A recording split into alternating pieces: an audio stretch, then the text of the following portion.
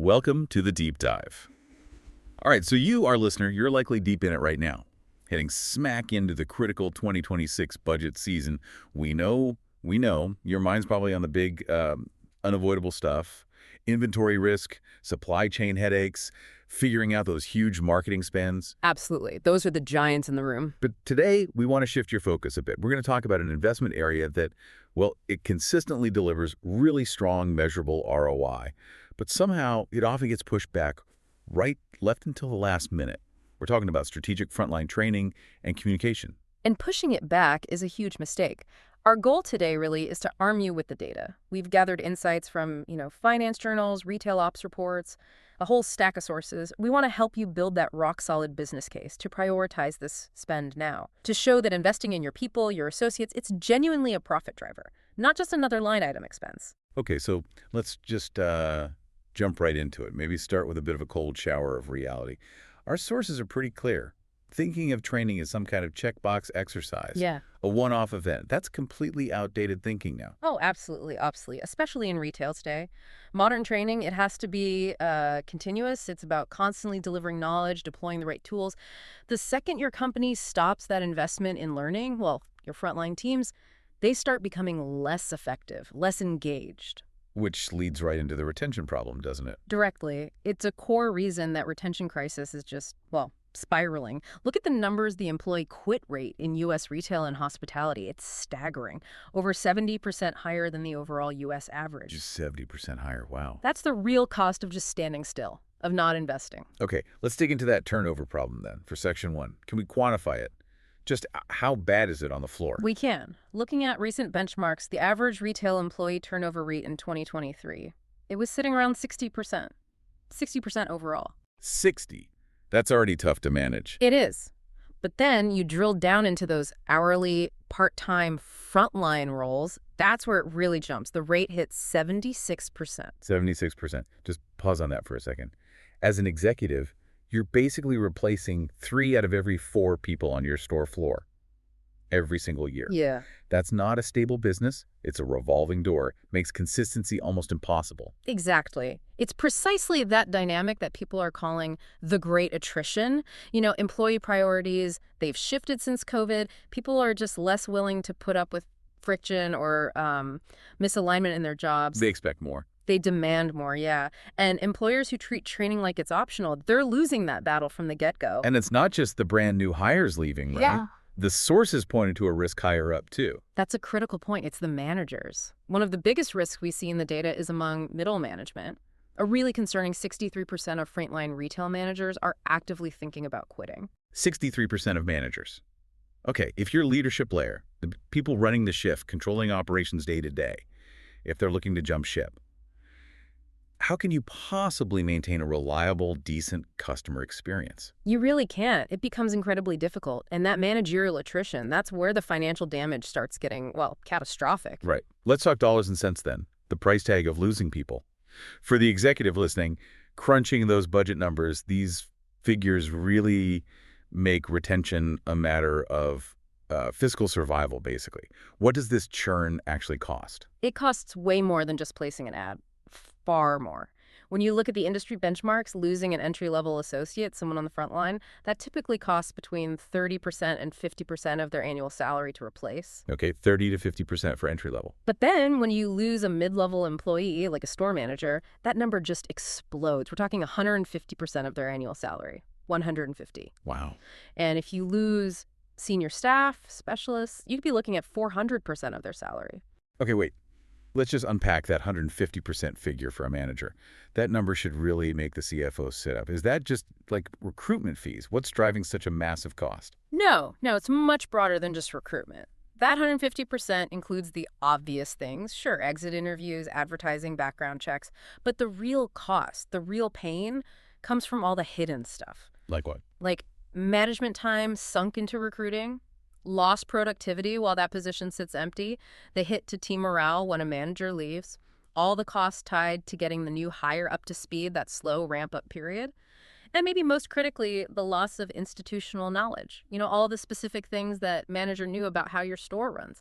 Inventory flow, scheduling quirks, who the key local customers are. The stuff that isn't written down anywhere. Exactly. So losing just, say, 20 mid-level managers across a medium-sized chain, that could easily wipe out nearly $1 million just in those non-productive churn costs alone. $1 million. That really puts the cost of doing nothing into sharp focus. But the sources also suggested it's not always about the money, right? That's not the main reason people leave. Correct. It's often something more subtle, more corrosive. Which is? The unspoken obstacle. A toxic culture.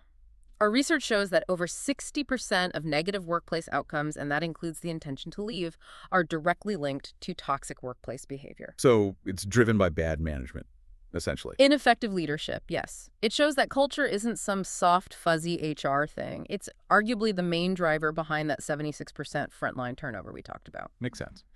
And interestingly, the reasons people give for leaving because of culture can vary. For women, the most common reason cited is often a lack of inspiring leadership. That ties directly back to the quality of manager training, or lack thereof. And for men? For men, it's frequently poor career development, which again speaks to a lack of structured, ongoing training pathways. They don't see a future. And even if people don't actually quit, there's another hidden cost, right? Yes, the quiet quitting phenomenon. The data suggests more than 1 in 4 employees are basically just doing the bare minimum to get by. So you're paying a full salary for maybe half the effort. Pretty much. You're paying 100% for maybe 50% performance. And comprehensive, continuous training, it's one of the few levers you can pull to tackle both actual quitting and this kind of performance attrition at the same time. Okay, so we've established the pain points. High turnover, massive replacement costs, especially for managers, 150% of salary gone if one walks, toxic culture driving people away. Now, let's pivot. Let's talk about the positive side. What's the direct ROI? How does investing proactively in training and leadership look when you frame it for that budget proposal? It looks really, really good for the bottom line. The data we found, especially from research compiled by the American Society for Training and Development, ASTD, it's incredibly compelling. Companies that make a comprehensive investment in training, they don't just have happier employees, they see tangible results, like a 24% higher profit margin compared to companies that spend less. 24% higher profit margin. That's huge. How does training actually do that? Is it just about teaching better sales techniques? That's part of it, but it's much more holistic. Think about faster onboarding new hires become productive sooner. Fewer errors mean less waste, fewer safety incidents. Better inventory handling reduces shrinkage. All of that lowers operating costs. Okay, cost reduction. Plus, you see big gains on the revenue side, too. These same companies, they also enjoy a staggering 218% higher income per employee. 218%. Yeah. And they generate a 6% higher shareholder return on average. So when you're pitching this to the board, to finance, those are the profit drivers you need to hammer home. One of the sources mentioned a really wide range for potential ROI, though. Something like 30% on the low end, up to, 7,000%. That's an enormous difference. How do you make sure your training investment gets closer to that 7,000% mark, not just the 30%? What makes training truly strategic? Great question. The key difference is alignment. You have to align the training investment directly with clear, measurable business outcomes. It can't just be training for training's sake. So, for that 2026 budget discussion, you need to structure your proposal around, let's say, 4 strategic pillars. Okay, 4 pillars. What's the first one? Pillar 1 is revenue impact. Your strategic training has to focus on skills that directly move the needle on sales. That means making sure your teams can convert customers effectively, yes, but also mastering things like upselling, cross-selling, and really importantly, delivering those positive interactions that build loyalty, that create repeat customers who drive long-term revenue. Okay, makes sense. Direct link to sales. What's pillar 2? Sounds like it addresses the pain points we discussed earlier. Exactly. Pillar 2 is cost savings. This is where you directly attack that 60% average turnover rate we mentioned, and the 76% for frontline. Strategic training here means efficient, modern onboarding so new hires get productive faster. It means fewer costly mistakes happening on the floor, pricing errors, damaged goods, and, crucially, by boosting engagement and showing career paths, it means significantly lower attrition rates. So every percentage point reduction in turnover drops straight to the bottom line. Precisely. It's a direct cost saving. All right, pillar 3. This sounds like it's about brand. Pillar 3 is consistent execution. This is absolutely vital for any retail executive managing multiple locations. Doesn't matter if you have 10 stores or N,000. Training is the engine that ensures every single associate represents your brand the same way, delivers the same service level, uses the same messaging. Driving predictable customer satisfaction. Exactly. It minimizes those negative online reviews, protects your brand's value, and ensures the story you want to tell about your products and service is consistent everywhere. Okay, revenue impact, cost savings, consistent execution. What's the fourth pillar? Sounds like measurement. It is. Pillar 4 is real visibility, because you can't manage or justify what you don't measure. The right training platform, the right system has to provide tracking. You need dashboards. You need to see engagement rates, who's actually doing the training. You need to assess performance outcomes. Is it making a difference? So you can show the finance team the actual value. Yes. Yeah. You need to be able to say, look, Store A has 90% training completion, and their average order value is 10% higher than Store B, which only has 50% completion. Without that kind of data, your training program will always look like just another cost center, easy to cut. And this whole framework, these 4 pillars, it seems like they directly tackle that toxic culture issue we talked about earlier. They do. Remember when employees were polled about what could have fixed their negative workplace? The number one answer, by a wide margin, 43%, was leadership and management training. Followed by accountability, right? Followed by accountability at 33%. It proves the solution really has to start at the top, with leadership. So better trained managers create a better culture. Absolutely. The models for high performance are already out there. We know that frontline employees at the retailers who really invest in this stuff, they are literally twice as motivated day to day. Twice as motivated. And they leave half as often. But achieving that kind of culture, it requires serious, ongoing investment in management training. And just as importantly, a commitment to humility from the top down. Those old school, rigid, untrained manager styles, they're just not cutting it anymore. Okay, so we've built the why invest case. Strong ROI, tackling turnover, fixing culture. Now let's shift to the how for 2026 planning. There's always that temptation in retail, right? Ugh. Can't this training stuff just wait until after the holidays? Yeah, that's the classic delay tactic. But based on what's needed for effective implementation, the answer seems to be a firm no. You can't wait. Definitely not. Planning this investment needs to happen now as you're finalizing that 2026 budget. Why? Because you need runway.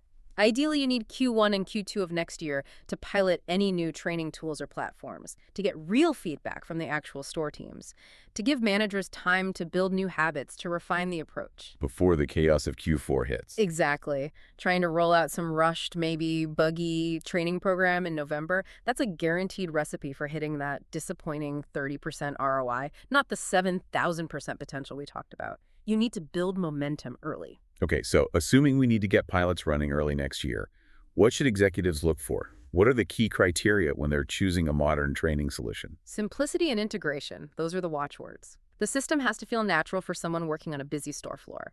So first, look for mobile-first delivery. Meaning it works seamlessly on phones or tablets. Right, with short, easily digestible content.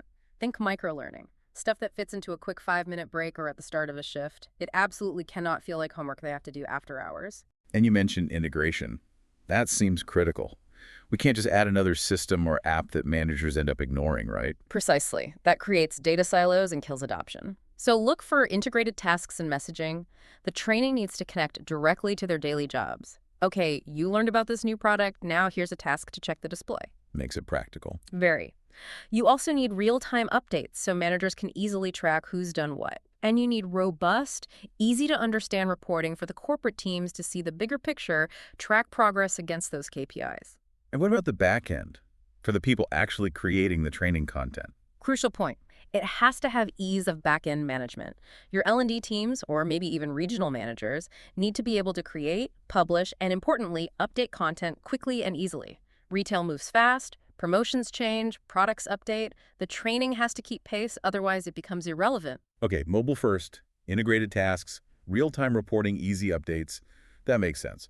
This idea of integration brings us to maybe the final big ROI multiplier you mentioned, breaking down data silos across the whole organization. This is where training's impact really gets amplified, right? Absolutely. Training is a vital piece, but for truly maximum impact, maximum efficiency, your core operational tech systems need to talk to each other. We're talking about things like CRM. Yeah, your CRM, customer relationship management, your PM, product information management, and your PLM product lifecycle management. Okay, let's just quickly clarify PM and PLM again for everyone. PM is all the product details, specs, descriptions. PLM tracks the product from idea to end of life. Why are those so critical for the frontline associates' training and performance? Because together they create what's often called a single source of truth. Think about it.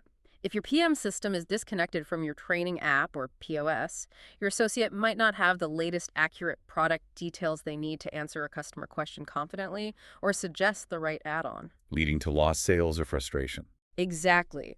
Or if the PLM is siloed, they might not know about upcoming product launches they should be hyping or understand current stock availability accurately. So when these systems, CRM, PIM, PLM, are unified and integrated with the training platform, The results can be phenomenal. We're talking potentially up to 150% more revenue per employee. That's a huge lift. wow, And things like a 40% shorter product development cycle can happen too, because that valuable feedback from trained associates on the floor actually gets captured and fed back into the system efficiently. so when associates are fully trained and they have instant access to unified, accurate product and customer data right there on their device, profitability doesn't just nudge up, it compounds. It really does, exponentially in some cases. Okay, this deep dive, I think, has really crystallized the argument. Training, it's not just some mandatory cost center pushed by HR. It's a core strategic investment. An investment in your people, yes, but also directly in your brand and your bottom line. It drives measurable performance, but only if it's aligned with those strategic business goals we outlined. That alignment is key. So, as you, our listener, move towards finalizing those budgets, remember the key action steps we discussed. First, explicitly link your training goals to tangible outcomes, revenue lift, cost savings, turnover reduction. Make it measurable. Second, start early. Plan for a Q1 pilot program. Get that feedback loop going. Build those habits before peak season. Don't wait. Please don't wait. And third, make sure you involve your cross-functional partners. HR, absolutely, but also operations and marketing. You need their buy-in and input to ensure the brand message, the product info, and the operational execution are all perfectly consistent. Absolutely. It takes a village, as they say. Indeed. And maybe just one final thought, a provocative one perhaps, for you to chew on as you finalize those crucial 2026 budget numbers. We know the financial hit of losing a mid-level manager is about 150% of their annual salary. That's a penalty you pay after they've already walked out the door. So the question is, how much less expensive and how infinitely more impactful would it be to make a comprehensive preventative investment in that manager's leadership training right now, before they even think about leaving? Prevention versus penalty. Exactly. Your budget decision today really determines which one of those fees you're going to end up paying next year.